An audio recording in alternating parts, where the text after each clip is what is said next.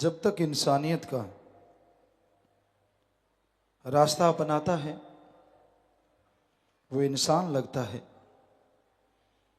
और जैसे ही इंसानियत को छोड़ देता है शैतानों से बदतर हो जाता है।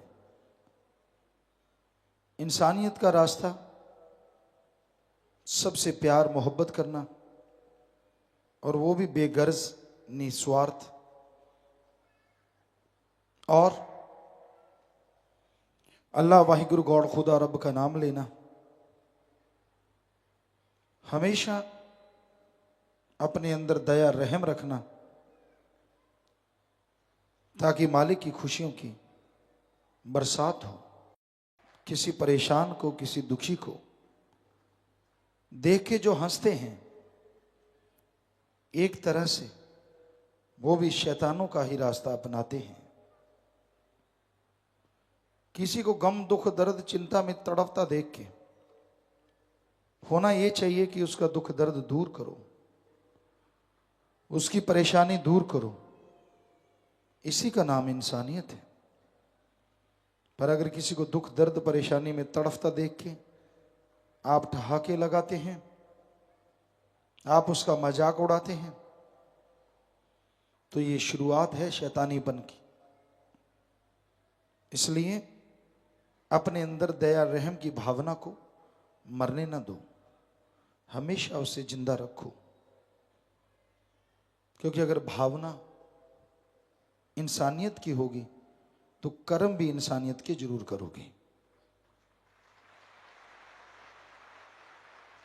और इंसानियत के कर्म ही परमात्मा के करीब करते हैं। जो इंसानियत के कर्म करते हैं भगवान उन्हें ही खुशियां देता है। कई लोगों पे असर कुछ देर रहता है, संत पीर फकीर समझाते हैं, मालिक की बात बताते हैं, असर होता है। हमें नहीं करना चाहिए गलत काम, पर धीरे धीरे धीरे धीरे फिर वही हाल हो जाता है। फिर मन के हाथों मजबूर। वो कहते जब बन जा सोना वाली बात आपको कई बार सुनाई है कि एक सीधा साधा जिम्मेदार था, संत की किसी की सेवा करता था, पर बहुत गुस्सैल था, धैर्य नहीं था। तो संत बड़े खुश हुए, देखा कि ये बहुत सेवा करता है, इसे कुछ बख्श देना चाहिए। कह लेंगे बोल भाई, इतनी सेवा करता है, हमने जाना है दूसरी जगह, तो आपको बोलो क्या दें। थोड़ा लालची भी था। कहते जी जो आपकी मर्जी। कहने लगे जा ये मंत्र है, ये बोल के तू अगर लोहा हाथ में पकड़ेगा और इस मंत्र को बोलने के बाद ये कहना है कि बन जा सोना, और मंत्र पढ़ा बन जा सोना, तो वो सोना बन जाएगा। बड़ा खुश हुआ जी, कहता जी सत वचन। संत चले गए। उसने कहा चलो आप शुरू ही कर लें, खाना खुना खाया नहीं था। हो गया शुरू, मंत्र पढ़े बन जा सोना, मंत्र पढ़े बन जा सोना। लगा रहा, घंटा बीता, बड़ा गुस्सा आने लगा। 2 घंटे बीते और गुस्सा चढ़ गया, और जैसे 2.5-3 घंटे हुए, गुस्से से बुरा हाल कि लोहे का लोहा ही है, तो मंत्र पढ़ के कहने लगा सोना नहीं तो पित्तल बन जा। और जब निगाह मारी तो वो पित्तल बन गया। दौड़ा संतों के पास कि फलां गांव में है। जा पहुंचा, वो कहते आ भाई भगत। संत मुस्कुराए, कहने लगा जी काहे का मंत्र आपका? मेरा तो लोहे का पित्तल बन गया। कहते मूर्ख तूने क्या बोला था? कहता जी मैं तो 3 घंटे से यही लगा हुआ था, मंत्र पढ़ के बन जा सोना बन जा सोना। कहते अच्छा पक्की बात? कहता लास्ट में गुस्सा आ गया मुझे कि सोना तो बनता नहीं। मैंने कहा सोना नहीं तो कम से कम पित्तल ही बन जा। संत कहते हो मूर्ख, बस एक बार तू और बोल देता ना बन जा सोना, तो ये सोना बन जाता। तो ऐसे ही हाल है कलयुगी जीवों का। पीर फकीर समझाते हैं, वचन बताते हैं, मानता है, चेंज करता है, अपने आप को बदलता है। बस फिर जैसे जैसे थोड़ा समय बीतता है, वही वही ढाक के 3 बात, वहीं पहुंच जाता है और वही हरकतें शुरू कर देता है, वही सारा कुछ। जब लगता है कि ये सोना बनने वाला है, चलो वो तो पित्तल बन गया, आप तो कभी तो समझो अपने आप को, छोड़ दो बुरी आदतें, छोड़ दो गलत आदतें, वाकई सोना बन जाओगे, वाकई मालिक के प्यारे बन जाओगे और वाकई मालिक से खुशियां पल पल पाओगे।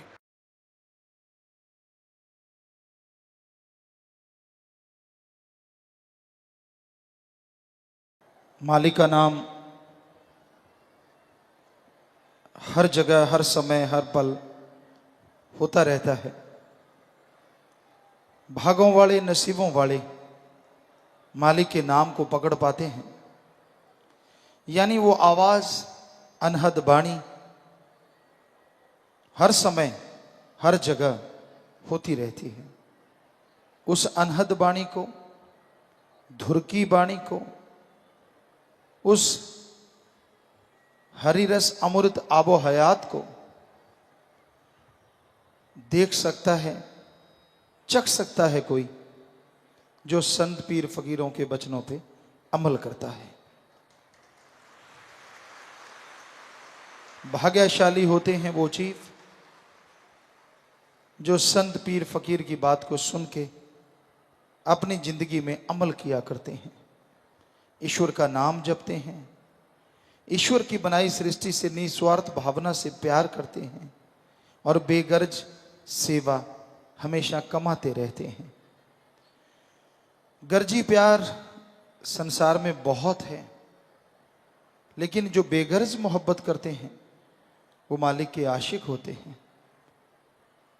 एक बार परमपिता परमात्मा से दोस्ती मित्रता जिसने कर ली, जो जिंदगी भर फिर उसे नहीं तोड़ते, उनकी जो पीढ़ियां गुजर गई, बाप दादा परदादा और भी आगे से आगे सैकड़ों पीढ़ियों का, जब वो ओढ़ निभा के जाता है, उद्धार कर जाता है।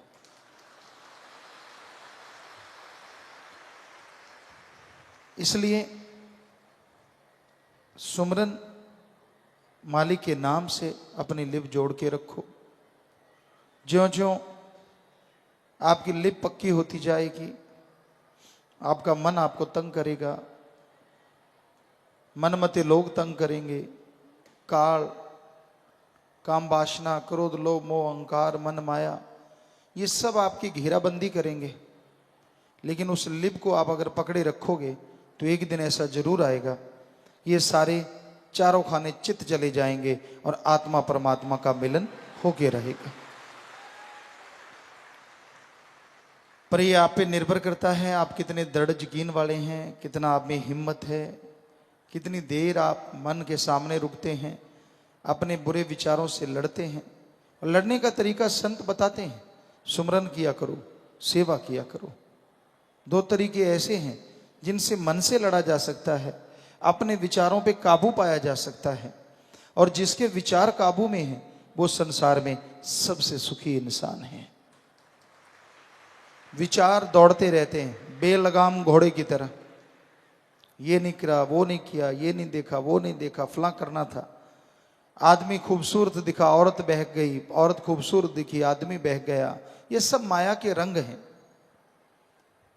इंसान इन्हीं तानों बानों में, काम वासना में, क्रोध, लोभ, मोह, अहंकार, मन माया में, जीवा के स्वादों में, लोक लाज में, चुगली निंदा में, दूसरों की टांग खिंचाई में सारी जिंदगी गुजार देता है। कब पता ही नहीं चलता, कब बचपन से जवानी आई, जवानी से अधेड़ अवस्था और अधेड़ से बुजुर्ग अवस्था, कुछ पता ही नहीं चलता। इन्हीं तानों बानों में उलझा हुआ अपनी सारी जिंदगी बर्बाद कर देता है। राम का नाम लेना था, अल्लाह का नाम लेना था, उसमें भी दिखावा, उसमें भी ज्यादा ढकोसले आज संसार में बढ़ गए। ईश्वर का नाम लेने के लिए कपड़ों का रंग बदलना या जगह बदलने की जरूरत नहीं होती। जहां भी आप रहते हो, अपने घर में रहो, परिवार में रहो, बस जीवा से ख्यालों से सुमरण करते रहो, यकीनन उस मालिक की दया में रहमत के लायक बनोगे और अंदर बाहर से खुशियों से लबरेज हो जाओगे। तो पाखंड से मालिक नहीं मिलता, दिखावे से मालिक नहीं मिलता, किसी के ढोंग ढकोसले से मालिक खुश नहीं होता। मालिक को खुश करना चाहते हो तो अमली जिंदगी अपनाओ, अमल करना सीखो, भले कर्म करना सीखो। अमल करोगे, भले कर्म करोगे, यकीनन उसकी कृपा होगी, यकीनन उसकी दया में रहमत होगी और आप तरक्की के रास्ते पे अग्रसर हो जाएंगे, तरक्की के रास्ते पे बढ़ते चले जाएंगे। और उसकी कृपा दृष्टि ऐसी होगी कि आपका अंत्यकरण साफ होगा, आत्मा बलवान होगी, चेहरे पे नूर होगा और वो तमाम खुशियां मिलेंगी जिसकी आपने कभी कल्पना भी नहीं की होती।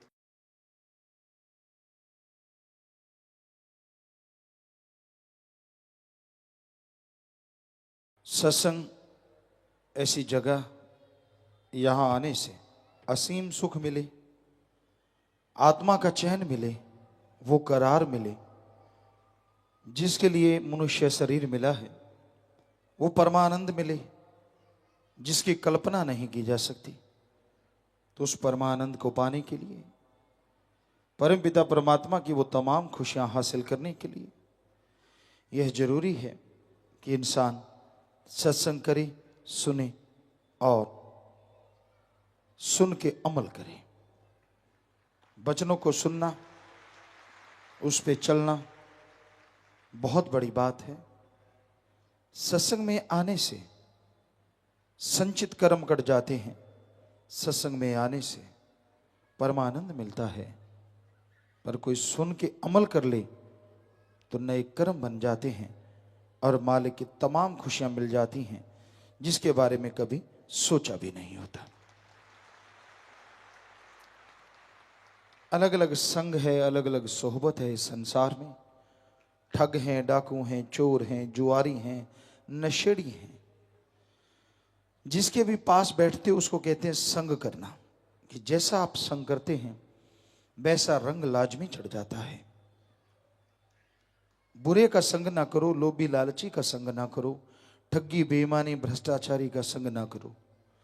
संग करना है नेक भले पुरुषों का संग करो और सर्वोत्तम संग सत्संग करो, ताकि मालिक की दृष्टि आप पे पड़े और उसकी दया में रहमत से अंदर बाहर से आप उसके दर्शन कर पाए। उसके नूरी स्वरूप के दर्शन करने से क्या होता है? दुनिया में रहते आपको जो भी स्वाद, इंद्रियों के भोग विलास, जीवा का स्वाद जो भी अच्छा लगता है, करोड़ों अरबों गुना उसका स्वाद ज्यादा है। दुनियावी स्वाद, जीवा या इंद्रियों का भोग विलास क्षणिक होता है, कुछ देर का होता है। लेकिन राम, अल्लाह, वाहिगुरु, ईश्वर का जो स्वाद है, एक बार आ जाए तो वो परमानेंट कायम रहता है।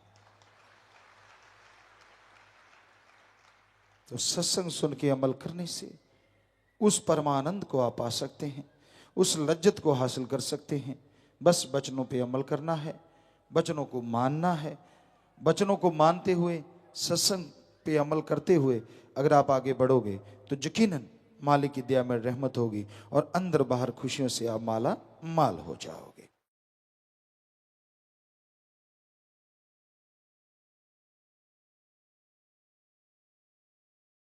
इंसान जिंदगी में अगर तमाम खुशियां चाहता है, अगर अंदर बाहर की चिंता को खत्म करना चाहता है, तो अपने पीर मुर्शिद कामिल की बात के सुने। ये कलयुग है, घोर कलयुग, और यहां पे लोग मनमते चलते हैं। गुरुमुखता और मनमुखता दो बातें होती हैं। गुरुमुखता, गुरमुख यानी जो पीर फकीर कहे उसके अनुसार चलने वाला। पीर फकीर क्या कहता है कि मेरे पांव दबाओ, मेरी सेवा करो, सवाल ही पैदा नहीं होता। गुरु पीर फकीर कहता है इंसानियत की सेवा करो, मानवता की सेवा करो, तन से, मन से और धन से। तन से, जैसे ये शेड बना, अब इसको बनाने वाले जो मिस्त्री हैं वो यहां नहीं, वो रोजाना आके नहीं बैठते। रोजाना आके कौन बैठता है? भक्तजन। तो उन्होंने जो सेवा की है वो परमार्थ हो गया। तन से की गई सेवा, तन से सेवा की, मेहनत की, ये जितने भी फाइबर जो कुछ भी किया है, नीचे टाइलें, फर्श, जितने भी मिस्त्री ने जो भी सेवा की, तो ये कहलाती है तन की परमार्थी सेवा। धन साथ संगत पैसा निकालती है, शादी की खुशी में, फलां खुशी में, उनसे ये सारी बिल्डिंग वगैरह बनी या जो बना, वो हो गई धन की सेवा। और आपसे मालिक करवा रहा है मन की सेवा, जो आप बैठ के सुनते हैं अल्लाह वाहिगुरु राम की चर्चा। तो ये एक उदाहरण है कि इसी जगह पे तीनों सेवाएं हुई हैं, तन, मन और धन। तो ये है तीन तरह की सेवा। आदमी सोचता कैसी होती है वो सेवा, यही होती है जो आपको बताया है। मन की सेवा थोड़ी मुश्किल सेवा है। सत्संग सुनना, अभी भजन वाणी चल रही होगी, कई आपस में चुगलियां करना, दूसरी को ये वो है, ये ऐसा है, फलां वैसा है। क्यों क्यों अपनी भक्ति पे पैरों पे बट्टे मार रहे हो?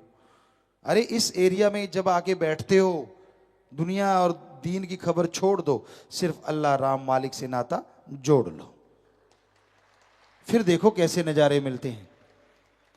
ना जी, पढ़ के कट जाते हैं जो, वो नहीं टिकते। आम इंसान टिक जाता है, नया आता है यार, शब्द चल रहे हैं, तो वो परम पिताजी के शब्द वचन हैं, उस अल्लाह वाहिगुरु के वचन हैं। क्योंकि जो संतों के दिमाग में आता है वो मालिक ही लेके आता है। तो वचन सुनो, पूरा ध्यान से सुनो, चुगली ना करो, निंदा ना करो। क्या मिलता है इससे? क्या हासिल हो जाता है? क्या आप बड़े हो जाते हैं? क्यों मुझे पता है दूसरों को पता नहीं है? क्यों नहीं शांतमती से भजनों को कानों में डालते? अरे सुमरन नहीं कर पाते, संत पीर फकीर के भजनों को ध्यान से सुन लो, अमल कर लो, तो भी जिंदगी में खुशियां ही खुशियां आ जाती हैं। तो ये है मन की सेवा। मन टिकता नहीं। मन की सेवा दूसरी तरह से होती है, राम नाम के लट पड़ते हैं उसके, और आत्मा की खुराक बन जाती है। जब मनमते चलोगे, कई लोगों को हमने देखा तन मन धन से सेवा नहीं करेंगे, बीमार हो गए उस पे 10 लाख लगा देंगे, आगे बच्चे बीमार हो गए, वो दुखी हो गए, उन पे पैसा खर्च करते रहेंगे, परमार्थ नहीं करते। करोड़ों अरबों पतियों को देखा, दीन दुखियों की मदद, या यहां भी आके साथ संगत ने बैठना, यहां आश्रम में जो भी चीज बन रही है, हम आपको 100% गारंटी देते हैं ये परहित के लिए है, इसमें कोई अपना हित किसी का कोई भी नहीं है। तो इंसान मानता नहीं और अपनी बीमारी पे खर्चा कर देगा, आगे बच्चे बीमार हो गए उन पे खर्चा करता रहेगा। और कहां, अगर वही खर्चा दीन दुखियों की मदद में लगाता तो जब तक वो जीते वो दुआएं आती, खुद बीमार ना होता, बच्चे आगे बीमार ना होते। पर आदमी का दिमाग समझाए कौन? क्योंकि पढ़ के कड़े होते, कहता मुझे तो बहुत देर से पता है, मैं सब जानता हूं। ऐसे लोग अनाड़ी हो जाते हैं, अनजान हो जाते हैं। बेपरवाह जी ने एक शब्द में फरमाया है, दुनियादारी में सियाना पर रूहानियत में भक्ति में न्याणा है। भक्ति में तो छोटा है। अगर अच्छा बनना है तो तन मन धन से सेवा करो, दीन दुखियों की मदद करो, सुमरन करो, सत्संग सुनो, ये है मन की सेवा। सेवा करना, सुमरन करना, सत्संग सुनना। तो आप ये सुना करो, अमल किया करो, फिर नजारे मिलते हैं, फिर मालिक सुनता है। अपने आप को बड़ा बनाने की कोशिश मत करो, दीनता नम्रता से आगे बढ़ो, और सत्संग के वचन सुनने से खुशियां मिलती हैं। आपके अंदर कमियां हैं, ऐसा तो हो नहीं सकता इंसान परफेक्ट हो जाए, वो तो वाहिगुरु अल्लाह राम सतगुरु मौला है। आदमी परफेक्ट नहीं होता। तो अपने अंदर जो कमियां हैं उनको दूर करते जाओ, धीरे धीरे निकालते जाओ, सुमरन के द्वारा, भक्ति के द्वारा, इबादत के द्वारा। जैसे जैसे वो कमियां दूर होती जाएंगी वैसे वैसे आप मालिक की दया में रहमत के काबिल बनेंगे और अंदर बाहर खुशियों से माला माल हो जाएंगे। अहंकार ना करो, अहंकार को मार पड़ती है। इस कलयुग में लोग क्या करते हैं? दूसरों की चुगली, दूसरों की निंदा करते भी हैं और सुनते भी हैं। इतना गट्स नहीं होता, इतनी हिम्मत नहीं होती कि वो उनको रोक दें। मान लीजिए आपका कोई दोस्त है, वो अपने माँ बाप की निंदा करता है, अगर आप सच्चे दोस्त हैं तो उसे रोक दो। अगर आप चमचे हैं, कौली चट हैं, पंजाबी जो कहा जाता है, फिर आप हाँ हाँ करेंगे, क्योंकि आपको उसकी यारी से कोई लेना देना नहीं है, आप तो मतलब परस्त हैं। अगर सच्चे दोस्त हो तो रोको उसको, ए मूर्ख, तू मां बाप की निंदा कर रहा है, तेरी रगों में भी उन्हीं का खून है, निंदा मत कर। अगर तेरे सच्चे काम में साथ नहीं देते तो चुप रह, राड़ से बाड़ अच्छी, अलग हो जा, अलग रह, लेकिन उनका निरादर मत कर। यह है सच्ची दोस्ती, अगर सिखा सको तो। पर रोकते नहीं, भाई भाई बैठ के निंदा करेंगे, चर्चा करेंगे। निंदक की बात अच्छी लगती है, सतगुरु पीर फकीर की बात भाती नहीं। कई लोग ऐसे हो जाते हैं, अरे पीर फकीर उन्होंने किसी से दाने नहीं लेने होते, उनका काम तो अल्लाह राम वाहिगुरु जाने, उसका काम जाने। वो तो सच्चाई सच्ची बात कहते हैं, और सच्ची बात बिच्छू के डंक की तरह लगती है, कड़वी लगती है कि मुझे कहा, मैं तो सही, मैं तो बिल्कुल गलत नहीं। अगर गलत नहीं तो फिर तिल मिलाता क्यों है? अगर तेरे में कमी नहीं तो फिर उछलता क्यों है? शांत बैठा रहे। अगर कमी है तभी, क्योंकि स्पिरिट कभी बॉडी पे नहीं लगता। आप स्पिरिट ले लो, ऐसे ऐसे लगाते रहो, स्पिरिट का कोई पता नहीं चलेगा, लेकिन यहां जख्म है, वहां जलन होगी बहुत ज्यादा, दर्द भी होता है कई बार, ज्यादा ताजा जख्म हो तो। वैसे ही है भाई सतगुरु पीर फकीर के वचन, अगर आप में कमियां हैं तो वो वचन स्पिरिट की तरह वहां लगेंगे और आप तिल मिलाओगे, तो उसको दूर कर लो, क्योंकि स्पिरिट जख्म को ठीक करता है, खराब नहीं करता। वही बात है कि आप भी संतों के वचन सुनो, और आपको लगता है कि आपको कह रहे हैं तो आपको ही कह रहे होंगे अगर आप में कमी है तो, और उन कमियों को दूर कर डालो। तो निंदा चुगली ना तो सुनो, चाहे वो आपका यार दोस्त, मां बाप, बहन भाई, कोई भी हो, अगर वो करता चुप करवा दो, फिर हैं आप सच्चे भक्त। बातों की खाने वाले तो बहुत हैं दुनिया में, चुप करवा दो, चुप भाई। अपना भाई भाई बहन भाई का, बाप बेटे का रिश्ता है, अपनी जगह है, पर अल्लाह राम की निंदा मत करो। अगर ना हटे तो उठ के आ जाओ, साइड हो जाओ, फिर तो हैं आप भगत। पर अगर आप चस्के ले लेके सुनते हो और अल्लाह राम से ज्यादा आपको अपने यार दोस्त मित्र भाई बहनों पे ज्यादा यकीन है, तो फिर समझो आपका रगड़ा आने वाला है। क्योंकि जो बुरा होता है, पता नहीं काल किस रूप में आ जाता है, वो आपकी बहन बन के, भाई बन के, पिता बन के, माँ बन के, बेटा बन के, बेटी बन के, किसी भी रूप में आपको गुमराह करने के लिए, आपको भगवान के रास्ते से हटाने के लिए कभी भी आ सकता है, किसी भी रूप में। तो ऐसे लोगों से सावधान रहो। पीर फकीर बुरा बोलना तो क्या, किसी का बुरा सोचते भी नहीं, और अगर किसी को गर्म में कुछ कह भी देते हैं तो कबीर जी के वचन है, संतों का क्रोध भी दाती, उसके साथ ऐसा होने वाला होता है जो वचनों से कट जाता है। और दुनिया का प्यार भी घाती, दुनियादारी के लोग जो आपसे प्यार करते हैं, वो हो सकता है वो घातक हो, आपसे कोई मतलब लेना हो, अपना उल्लू सीधा करना हो, तो ऐसे लोगों से सावधान रहो। तो पीर फकीर कभी बुरा सोचते नहीं, करना तो दूर की बात है। इसलिए दृढ़ यकीन रखो, सेवा सिमरन दृढ़ता से करते जाओ, क्योंकि वो आपका है। किसी के कहने से सेवा से ना रुको, किसी के कहने से सुमन करना बंद ना करो, क्योंकि उसका कुछ नहीं जाएगा, और फिर आप सोना बनते बनते कहीं पित्तल ना बन जाएं। इसलिए हमेशा ध्यान रखो, सेवा सुमरन आपका पर्सनल है, उसमें से कोई हिस्सा नहीं बटा सकता। वो आपको ही मिलना है, आपकी औलाद को मिलना है, आपकी कुलों को मिलना है। इसलिए किसी की उंगली पे चढ़ के सेवा सुमरण कभी बंद ना करें, बल्कि और ज्यादा करो, जितना कोई आपको रोके ज्यादा करो, ताकि जो लिखा होता मचद्या नु मच लेने दे। सो आप अपना सुमरण सेवा करते रहो, मालिक झोलियां भरते रहेंगे।